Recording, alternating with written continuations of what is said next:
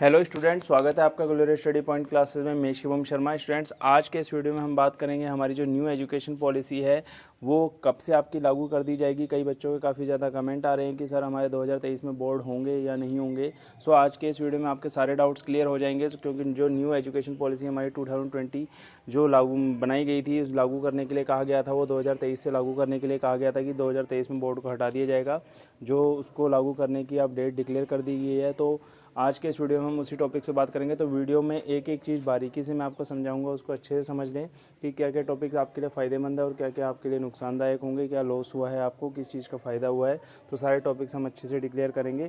तो वीडियो में लास्ट तक जरूर बनना है। चैनल पर नहीं है तो चैनल को सब्सक्राइब जरूर कर ले और बेल आइकन को प्रेस कर ले, ताकि आपको इसी तरीके का लेटेस्ट अपडेट मिलता रहे। ठीक है, तो आइए वीडियो को स्टार्ट करते हैं। देखेंगे यहाँ पे जो हमारी नई शिक्षा नीति को केंद्रीय कैबिनेट ने मंजूरी दे दी है, यानी जो हमारे शिक्षा विभाग वाले हैं, केंद्रीय कैबिनेट मंत्री, उन्होंने क्या कर दिया गया, इसको मंजूरी दे दी गई है। 10वीं का जो है बोर्ड को हटा दिया गया है और एमफिल भी क्या हो जाएगा, बंद हो जाएगा। ठीक है, सो आगे हम बात करेंगे। यहाँ पे 10वीं का बोर्ड ख़त्म कर दिया गया, तो इसके आपको क्या बेनिफिट मिलेंगे और क्या लॉस होगा, उसमें भी आपको पूरी, इसमें नॉर्मली आपको मैं जो बताऊँगा उसको आप अच्छे से समझेंगे और बिल्कुल लास्ट तक वीडियो को देखें, ताकि आपको अच्छे से क्लियर हो जाए क्या क्या चीज़ आपके लिए बेनिफिटेबल है। ठीक है, माननीय मंत्री शिक्षा विभाग भारत सरकार द्वारा प्रस्तावित नई शिक्षा नीति 2020 को आज केंद्रीय कैबिनेट ने अपनी स्वीकृति प्रदान कर दी। यानी क्या है, जो हमारे केंद्रीय कैबिनेट ने उन्होंने क्या करा है, इसको मंजूरी दे दी गई है कि इसको लागू कर दिया जाए। आज केंद्रीय सरकार की कैबिनेट की स्वीकृति के बाद 26 साल बाद देश में क्या हो, 36 ईयर इन 36 साल बाद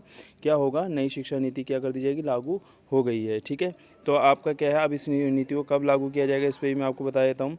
देखो, न्यू एजुकेशन पॉलिसी 2020 को हरी झंडी दे दी है। 34 साल बाद शिक्षा नीति में बदलाव किया गया है, यानी लागू तो 36 साल बाद होगी। ठीक है, मंजूरी 36 साल बाद मिली है, पर बदलाव जो इसमें हुआ है 34 ईयर बाद हुआ है। ठीक है, क्योंकि ये 2020 में बनी थी, तो 2 साल अब आगे चले गए हैं, तो इनको 36 साल बाद मंजूरी मिल गई है कि लागू कर दिया जाए। पर जो बदलाव किया गया था वो 34 साल उसको लगभग हो गए हैं। ठीक है, नई शिक्षा नीति में जो बातें हैं उनको सरल तरीके से मैं आपको बिल्कुल अच्छे तरीके से समझा रहा हूँ। देखो, 5 ईयर का जो फंडामेंटल प्लान रहेगा, यानी जो शुरू के 5 साल होते हैं बच्चों के, 5+3+3+4 का जो नई शिक्षा नीति के अकॉर्डिंग आया, उसका मीन्स क्या है, 5 साल जो आपके बच्चों के स्टार्टिंग होंगे, पहले उसमें जो बच्चा नर्सरी क्लास में जाएगा वो उसकी एज कितनी, 4 ईयर होनी चाहिए। ठीक है, 4 ईयर तक का बच्चे को आपको नर्सरी क्लास में ही रखना है। और उसके बाद आपका जो केजी होगा, ठीक है, केजी की जो क्लास होगी, ठीक है, एलकेजी जिसे आप बोलते हैं, उसमें आपके 5 साल का बच्चा, आपका 4 से 5 साल के बीच का बच्चा जो है आपका एलकेजी क्लास में रहेगा। यूकेजी क्लास में 6 ईयर, और जो स्टैंडर्ड फर्स्ट होगा, यानी फर्स्ट क्लास में जो बच्चा होगा उसकी उम्र कम से कम 6-7 साल होनी चाहिए। और जो सेकंड क्लास का जो बच्चा होगा, आमतौर पे 8 साल का लगभग होना चाहिए। 8 साल से ज़्यादा बच्चा जो होगा वो आपका सेकंड क्लास में नहीं, उससे छोटा ही बच्चा आपका 8th क्लास में चलेगा, सेकंड क्लास में चलेगा। अगर 8 साल से बड़ा बच्चा है तो उसको आपको क्या है, 3rd क्लास इसमें के लिए अवेलेबल होगा, वो उसके लिए उसको एलिजिबिलिटी दे दी जाएगी कि वो थर्ड क्लास में जा सकता है, अगर वो 8th क्लास से बड़ा बच्चा है तो। 3 ईयर प्रिपेरेटरी के क्या मीन्स है कि आपको 3 ईयर का जो आगे का जो 5+ के बाद जो 3 का यूज़ है, उसमें क्या होगा, जो आपका स्टैंडर्ड 3rd है वो 9 ईयर तक रहेगा। आपको जो 7th में आप देखिए, 4th जो आप क्लास पढ़ेंगे उसका जो स्टैंडर्ड है आपका 10 10 साल तक का बच्चा 4th क्लास में रह सकता है। 5th क्लास में जो पढ़ेगा बच्चा वो कम से कम 11 साल तक का ही होगा, उससे ज़्यादा बड़ा बच्चा होगा तो वो अगली क्लास में क्या है, प्रमोट कर दिया जाएगा।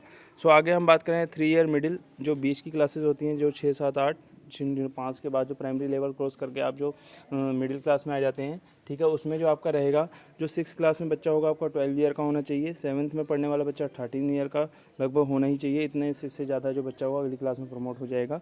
तो 8th में पढ़ने वाला 14 ईयर्स का। ठीक है, 4 जो आपका 5+3+3 लास्ट में जो 4 आपका सेकेंडरी लेवल की बात की गई है। जो 9th में पढ़ने वाला बच्चा होगा 15 साल तक का होना चाहिए। ठीक है, ज़्यादा से ज़्यादा उसको 15 साल तो होने ही चाहिए। और जो 10th में पढ़ेगा वो आपका क्या हुआ, सीनियर सेकेंडरी क्लासेस में जो पढ़ेगा उसकी एज 16 ईयर होनी चाहिए। जो 11th में पढ़ेंगे बच्चे, यहाँ पे आप 11 फर्स्ट ईयर जिसे बोलते हैं आप 11th। ठीक है, तो आप और ये सेकंड ईयर है जूनियर क्लासेस, और फर्स्ट ईयर जूनियर क्लासेस। ठीक है, इसकी फुल फॉर्म है first year junior classes and second year junior classes. ठीक है, तो 18 ईयर यानी 12th में पढ़ने वाले बच्चे की उम्र कम से कम 18 साल तक होनी चाहिए। ठीक है, उसके बाद आगे आ जाते हैं जो इनके इंपॉर्टेंट फैक्ट्स हैं उनके लिए क्या है। यहाँ पे आप देखें, केवल 12th क्लास में ही होगा बोर्ड, यानी 10th का बोर्ड आपका बिल्कुल ख़त्म कर दिया गया है। 10th में जो आपके नॉर्मल क्लासेस चलती हैं, 9th 8th वाली क्लासेस चलती हैं, उसी तरीके से आपको आप 10th की भी क्लासेस होंगी। आपके पेपर 2 सेमेस्टर में होंगे, जैसे हाफ ईयरली और एनुअल होते हैं, तो वहाँ पे भी पेपर जो आपके सेमेस्टर वाइज ही करवाए जाएंगे, हाफ ईयरली और एनुअल तौर पे आपको करवाए जाए। एमफिल को क्या कर दिया, बंद कर दिया। कॉलेज की डिग्रियाँ जो हैं वो 4 साल की कर दी गई हैं, ठीक है, और 10वीं के बोर्ड को ख़त्म कर दिया गया। एमफिल भी इसमें क्या होगा, बंद होगा, ठीक है। अब आगे बात करेंगे हम, यहाँ पे देखेंगे अब 5वीं तक यानी 5वीं कक्षा तक छात्रों को मातृभाषा, स्थानीय भाषा, राष्ट्रीय भाषा में ही पढ़ाया जाएगा। बाकी विषयों में चाहे अंग्रेजी में ही क्यों ना हो, एक सब्जेक्ट के तौर पर पढ़ाया जाएगा। यानी कहने का मीन्स है, जो हमारी मातृभाषा है हिंदी, उसका एक सब्जेक्ट 5वीं कक्षा तक क्या है, कंपलसरी कर दिया गया है। अदरवाइज जो हमारी राष्ट्रीय भाषा है उसका भी एक सब्जेक्ट जो है कंपलसरी हो जाएगा 5वीं क्लास से। स्थानीय भाषा, जैसे जिस जगह पे हम रहते हैं, जिस स्टेट में, डिस्ट्रिक्ट में जो लैंग्वेज यूज़ की जाती है, उसका भी क्या होगा, एक प्रॉपर सब्जेक्ट होगा। उस लैंग्वेज को क्या है, एक सब्जेक्ट के तौर पर रखा जाएगा, ठीक है। वो सब्जेक्ट भी आपका रहेगा। 5 तक आपका अब हिंदी जो है कंपलसरी हो जाएगा हर जगह पे। उसके बाद जिस जगह पे जो बच्चा रह रहा है वो उस जगह की लैंग्वेज को भी सीखेगा। इंग्लिश में अगर आपके अदर सब्जेक्ट आते भी हैं तो उस पर कोई भी ऐतराज़ नहीं है। आगे हम बात करेंगे, पहले 10वीं की बोर्ड परीक्षा देना अनिवार्य होता था, जो कि अब नहीं है। ऐसा नहीं है कि पहले आप जो सोचते थे कि हम 10th का बोर्ड परीक्षा देना हमारे लिए ज़रूरी है, बट अब उस चीज़ को ख़त्म कर दिया गया है। आप नॉर्मल तौर से जैसे 8th 9th की क्लासेस की जो एग्ज़ाम देते हैं, उसी तरीके से आप क्या करेंगे, 10th की भी एग्ज़ाम नॉर्मल तौर पर देंगे। अगर कोई बच्चा नहीं भी दे पाता तो उस पर कोई ऐसा ऑब्जेक्शन नहीं उठाया जाएगा। 9वीं से 12वीं क्लास तक सेमेस्टर में परीक्षा होगी, यानी आपके 6 महीने में जो आपकी क्या होंगी, परीक्षाएँ करवाई जाएंगी। जैसे टर्म 1 टर्म 2 आप कह सकते हैं, इस बेस पे आपकी परीक्षाएं करवाई जाएंगी। स्कूल शिक्षा 5+3+3+4 फॉर्मूले के तहत पढ़ाया जाएगा। यानी स्कूलों में जो है 5+3+3+4 का जो फॉर्मूला है यही फॉलो किया जाएगा। इससे अदरवाइज़ अगर कोई स्कूल वो करता है तो उसके लिए जो है नियम बना दिए गए हैं, कैसे कैसे उनको करना है। आगे हम बात करेंगे, ध्यान से देखेंगे, वहीं कॉलेज की डिग्री 3 से 4 साल की हो गई है। पहले 3 साल की कॉलेज होता था, वो 4 साल का हो गया है। यानी ग्रेजुएशन के पहले साल का पर सर्टिफिकेट, दूसरे साल पर डिप्लोमा, तीसरे साल पर क्या होगा, डिग्री मिलेगी। यानी कहने का मीन्स है कि अगर जो पहले साल अगर 1 साल का आपने कोई कर रखा है तो उस पर आपको खाली सर्टिफिकेट दे दिया जाएगा कि आपने B.Ed के लिए अप्लाई किया हुआ है, BA के लिए अप्लाई किया। दूसरे साल में अगर आप करते हैं तो उसको आपको 2 साल का, 3 साल में से आपने 2 साल कर रखा है तो आपको क्या मिल जाएगा, डिप्लोमा मिल जाएगा। 3 साल का अगर आप पूरा ग्रेजुएशन करते हैं तो उसके लिए आपको डिग्री दे दी जाएगी। 3 साल की डिग्री उन छात्रों के लिए है जिन्हें हायर एजुकेशन नहीं लेना।